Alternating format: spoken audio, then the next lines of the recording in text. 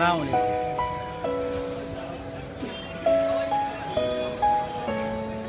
어서 오십시오. 어서 오십시오. 아, 여기. 주께 힘을 얻고 그 마음에 지연의 대로가 있는 그대는 하나님의 축복의 사람이죠. 주님 그대를 너무 기뻐하시죠. 주의 집에 거하기를 사모하고 주를 항상 찬송하는 그대는 하나님의 축복의 사람이죠. 주님 그대를 너무 사랑하시죠. 그대 섬김은 아름다운 찬송, 그대 헌신은 향기로운 기도, 그대가 밟는 땅 어디에서라도 주님의 이름을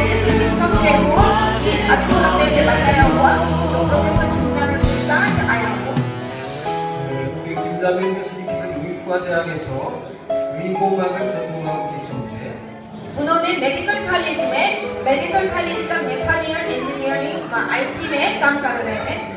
저는 고등문화를 교육하고 가르치고 있습니다. मैं कोरिया का जो पुराना जमाने का कोरियन संस्कृति को लोगों को पढ़ाता हूँ। 네, 그래서 저는 오늘 한국 땅 두 개를 잠깐 소개해드립니다. अभी मैं 안녕하십니까. 인도 현지에서 여러분에게 성경을 읽어드리고 있는 백환승 목사입니다. 2주간 잘 지내셨습니까? 저희도 잘 지내고 있습니다. 네. 2주 동안 참 많은 일들이 있었습니다. 중공식 SEIS 풀네임으로 하면 사트 나라얀 싱 에코포르테 임마누엘 국제학교 인터내셔널 스쿨. 네, 지금 뭐 생각하다가 길었는데요. 네, 저희 학교가 준공식을 마침내 했습니다. 작년 4월에 개교식을 했고요. 개교식 때는 아직 건물이 다 완공되지 않았지만 일단 이제 학교를 시작하는 것이 중요해서 완공되지 않은 채로 준공 예배 개교식을 했고요.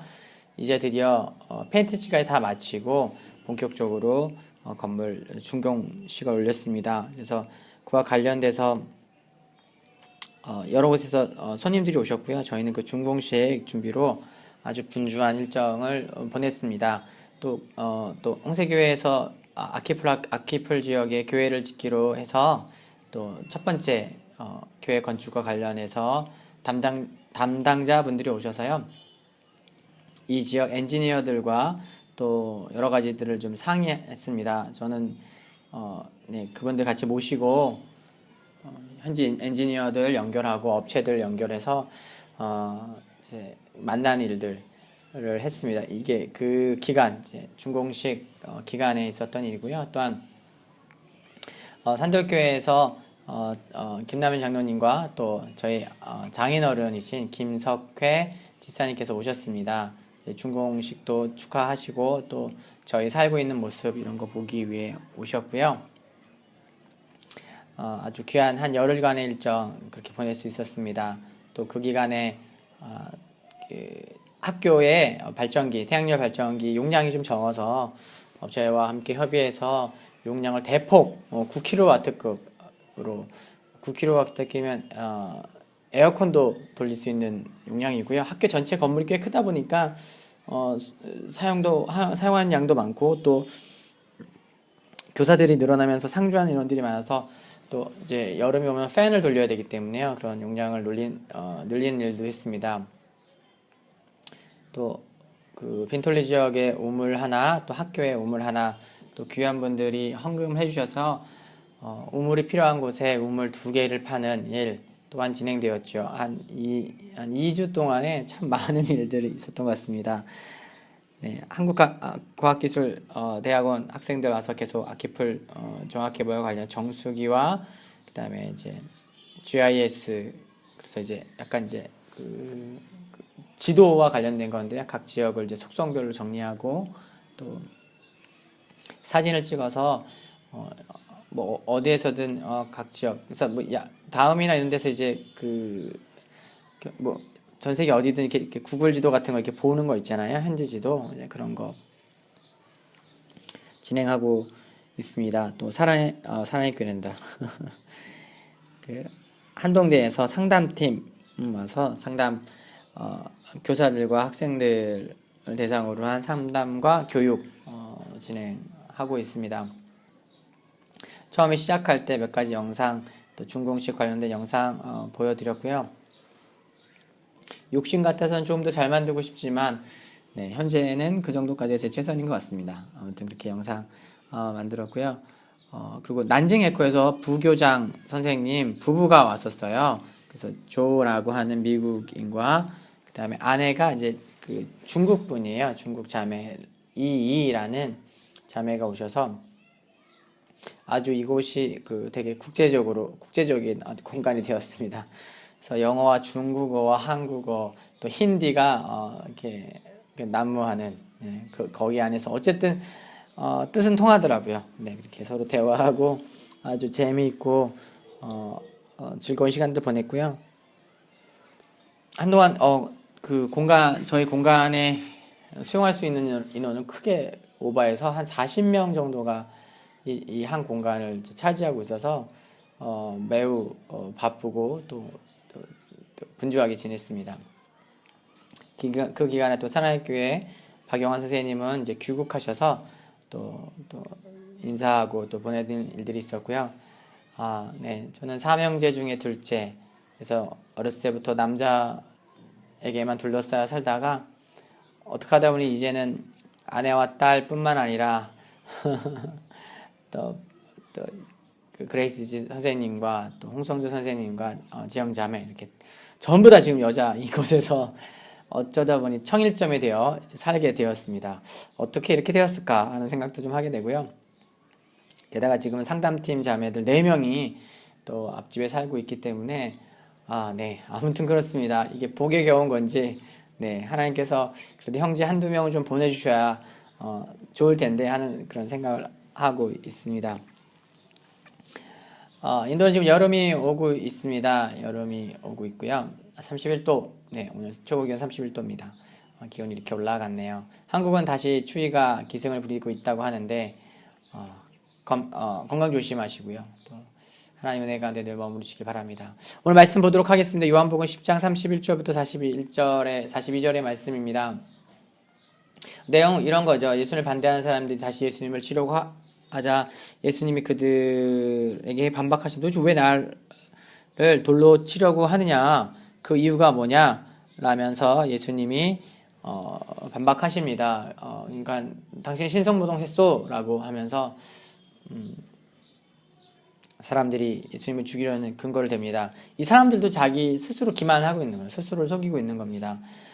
뭐냐면 분노해야 된다는 생각을 스스로 하고 있는 거죠. 예수님이 신성모독했으니까. 근데 예를 들면 이런 거죠. 어떤 사람이 하나님을 모독한다면 돌로 쳐 죽여야 합니다. 그것은 유대인의 율법이죠. 그들은 그 율법의 기준을 가지고 예수님께 당하고 있는 것이죠. 잘못된 것은 뭐냐면 예수님이 하나님을 모욕한 것이 아니라 저주한 것이 아니라 하나님의 이름으로 병든 자를 고치고 하나님의 이름으로 배고픈 자를 먹이고 하나님의 이름으로 귀신을 쫓아내고 있는 상황이라는 겁니다. 그런 상황 가운데서 예수님께서 나와 아버지가 하나라고 이야기하고 내가 하나님의 아들이라고 이야기하는 것은 결코 죄가 될 수 없고 그것이 신성모독이 될 수가 없습니다. 그들의 시편인 시편 80편에도 보면 예수님께서 그 말씀을 지금 인용하면서 이야기하고 있는 것입니다. 시편 81편을 보면 가난한 자와 고아와 과부에게 공의를 행할 것을 이야기하면서 그것들을 행한 너희가 모두 신들이며 하나님의 아들들이라고 이야기하고 있습니다. 예수님 이 말씀을 들어서 너희가 지금 분노하며 나를 향하여 돌을 던지려고 하는 것이 과연 진실된 거고 참으로 율법에 근거한 것이냐라고 문제 제기를 합니다. 그래서 사람들은 더 이상 분노할 수 없고 스스로의 분노의 땔감을 사용했던 그 율법이 오히려 자신들의 그런 감정에 찬물을 끼얹고 있다라는 사실을 깨닫게 됩니다. 그리고 예수님을 체포하려고 들죠. 그러나 어떻게 됩니까? 예수님께서는 그들에게서 벗어나서 떠나십니다. 이 참 재미있는 장면인데요. 지금 이 장면은 예수님께서 포위된 것과 다르지 않은 상황이에요. 많은 사람이 예수님께 몰려들었고 당신이 어찌해서 이런 일들을 하느냐? 이렇게 문제제기를 하던 상황이었죠. 이 똑같은 상황에서 순교자 스데반은 돌에 맞아 죽습니다.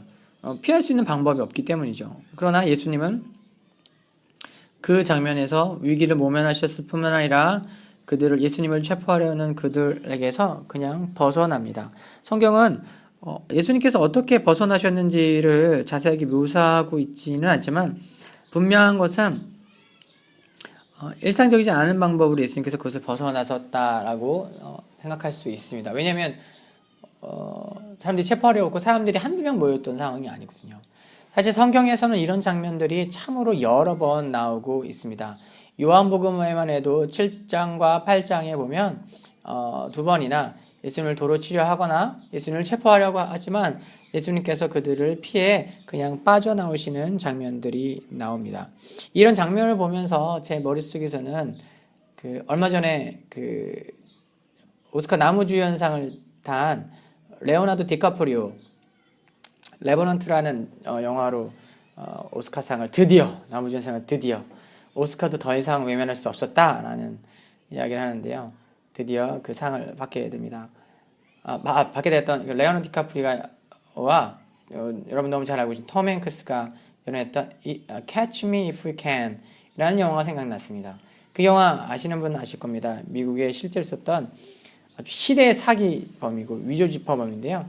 미국이라는 큰 대륙을 이렇게 왔다 갔다 하면서 위조 지폐를 만들고 FBI와 CIA를 농락했던 희대의 사기꾼의 이야기입니다.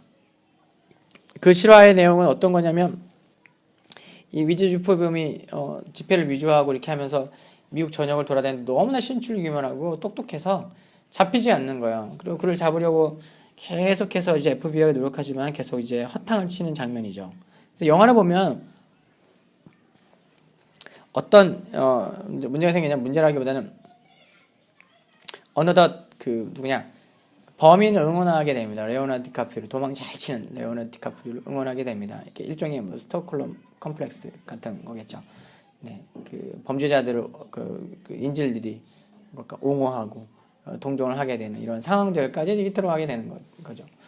레오나르도 디카프리오 여러 가지 사연들 나오고 또 기가 막히게 도망치고 실제로 빼도 먹도 못하게 잡혔는데 거기서 멋있게 자기를 CIA로 속이고 FBI를 따돌리는 그런 장면들도 나옵니다. 영화를 보다 보면 계속해서 레오나르도 디카프리오가 톰 행크스를 물을 먹이고 계속해서 잘 도망쳤으면 하는 바람을 갖게 되는데요.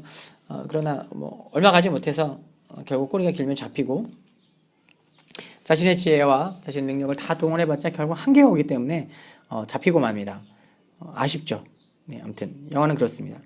오늘 우리가 말씀을 보면서도 예수님께서 너무나 잘 피해 다니시고 도망 다니시고 예수님 사실은 이제 태어날 때부터 도망자이셨죠.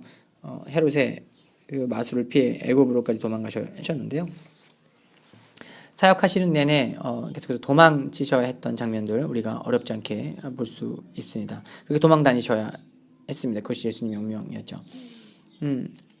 그러나 성경을 읽어보면서 우리가 이 본문을 통해서 또 이 장면 예수님께 또 쉽게 그것을 피해 나가신 장면을 통해서 우리는 십자가의 자발성에 대해서 다시 한번 생각해 보게 됩니다. 말씀을 읽으면서 요한복음을 계속 보면서 분명하게 드러나는 계속해서 요한복음이 강조하는 또 하나의 강조점, 제가 한 3가지 강조점이 꾸준하게 일관성 있게 드러난다고 했는데 그 중에 마지막 3번째 강조점이 뭐냐면 예수님의 십자가 고난의 자발성이에요. 첫 번째는 구약의 모든 사건이 예수님이라는 분에 대한 행하실 일이라는 그림자라는 것이 강조하고 있고, 두 번째는 예수님께서 온 세상을 구원하기 위해 오신 구원자이시며 그가 태초부터 하나님이셨다는 것, 그것을 강조하고 있고, 마지막으로는 그 십자가 죽음의 자발성에 대해서 성경이 아주 치밀하게 강조하고 또 강조하고 있는 것을 봅니다. 앞선 몇 번의 말씀을 통해서도 그분께서 스스로 나는 죽을 권리도 있고 부활할 권리도 있고 내가 이 잔을 받을 권리도 있고 받지 않을 권리도 있다라는 것을 선언하신 것을 보시죠. 그러나 예수님께서 친히 그렇게 잔을 받으시고 고난을 당하시는 것은 자신의 양무리들을 구원하기 위한 것임을 분명히 하고 있습니다. 십자가는 자발적인 것이었습니다.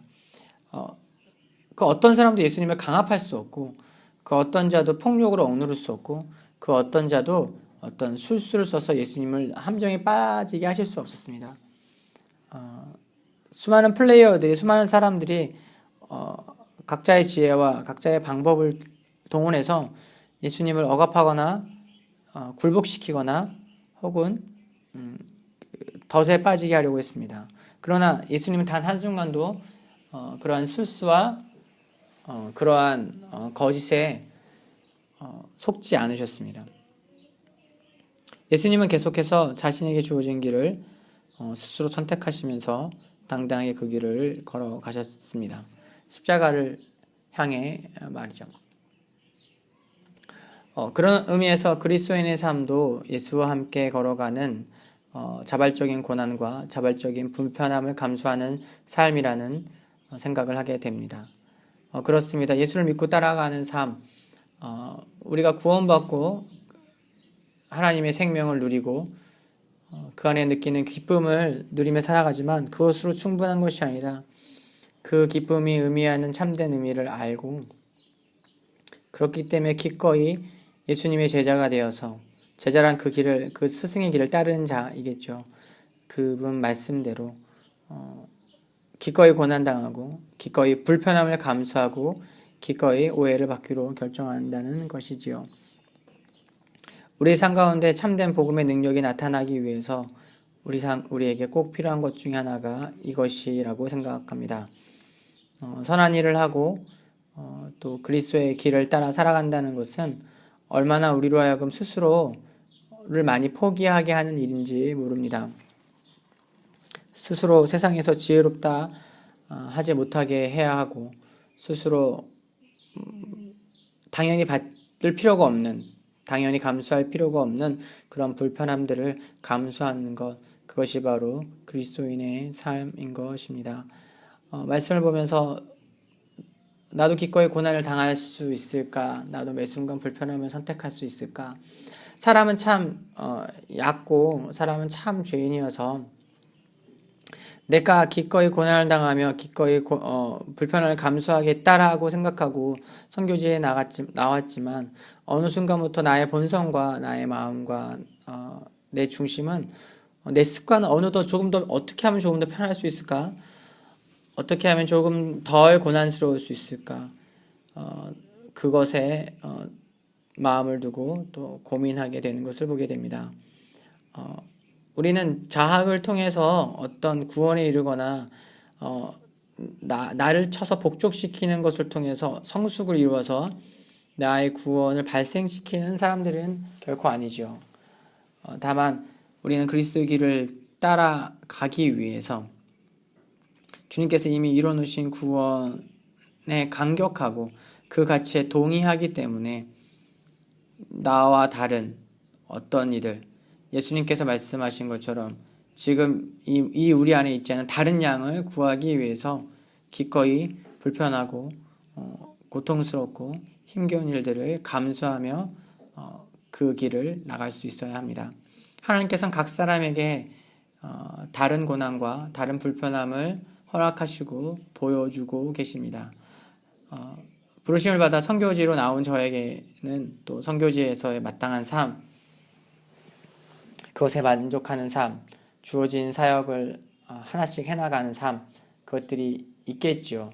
손님들이 많이 오고 계속 진행되는 사역들 안에서도 내가 조금 더 편한 것을 고민하기 이전에 기꺼이 그 불편함을 감수하고 받아들이기로 결정하는 것, 그것이 얼마나 쉽지 않은지 또 계속해서 배웁니다. 각 사람의 삶의 현장 가운데서 말씀을 묵상하는 여러분의 삶의 현장 가운데서 하나님께서 제시하시는 기꺼운 마음을 받아들여야 되는 고난, 불편함 어떤 것이 있으신가요? 기도할 때 하나님께서 또 보여주시고 또 알게 해주시겠죠. 머리로 안다고 우리가 실천할 수 없습니다. 기도의 자리에 나아가 내 영혼이 동의하며 내 영혼이 기꺼이 그것을 받아들일 때까지 하나님 앞에 머물러야 가능한 일일 것입니다. 오늘 하루도 기꺼이 주님과 함께 고난받고 기꺼이 불편함을 감수하시는 저와 여러분이 되기를 소망합니다. 한 주간 승리하시고 주님 말씀 가운데서 강건하십시오. 저희도 또 한 주간 또 수고하고 또 애쓰겠습니다. 주님의 은혜가 오늘도 우리에게 충분하다는 고백으로 오늘 말씀을 마무리하겠습니다. 사랑하고 축복합니다.